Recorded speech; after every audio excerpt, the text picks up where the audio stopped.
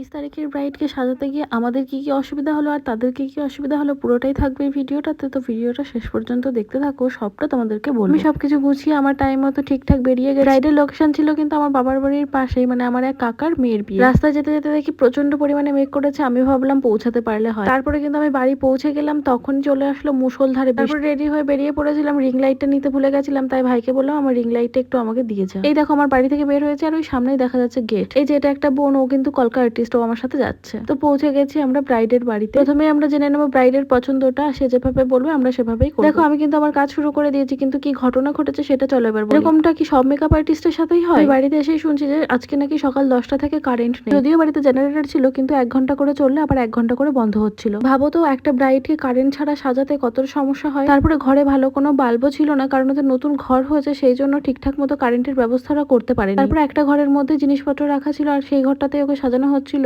তো সেই জন্য লোকজনের যাতায়াত তো লেগেই ছিল। প্রথমত কারেন্টের সমস্যা, দ্বিতীয়ত মানুষজনের যাতায়াতে খুবই অসুবিধা হচ্ছিল আমাদের সাজাতে। ওদিকে টাইমটাও চলে যাচ্ছিল, কারণ ওকে সাজিয়ে কমপ্লিট করতে হবে। সাজাতে স্টার্ট করেছিলাম হচ্ছে 3টের দিকে, এখন দেখো সন্ধ্যা হয়ে গেছে, পুরোপুরি কমপ্লিট করতে পারি। তারপরে মোটামুটি 7টার দিকে ওকে আমি কমপ্লিট করে দিই। তো ফাইনাল লুকটা একবার তোমরা দেখো, জানিও কেমন হয়েছে। এই যে ভিডিও ক্লিপটা নিয়েছি সেটা শুধুমাত্র একটা ছোট্ট বাল্ব আর আমার রিং লাইটের উপর। তারপর আমার একটা পার্টি মেকআপ ছিল, চলো সেই লুকটাও তোমাদের সাথে একবার শেয়ার করে দিই। এই যে এই বোনটার ছিল পার্টি মেকআপ, এটা হচ্ছে ব্রাইডের দিদি। তো সেখান থেকে বেরিয়ে আমি কিন্তু বাড়িতে কিছুক্ষণ দাঁড়িয়ে বাড়ি চলে এসেছিলাম, মানে কৃষ্ণনগর চলে এসেছিলাম, আর আসার পথে একটুখানি কফি খেয়ে নিয়েছিলাম। তো আজকের ভিডিওটা এইটুকু, ভালো লাগলে একটা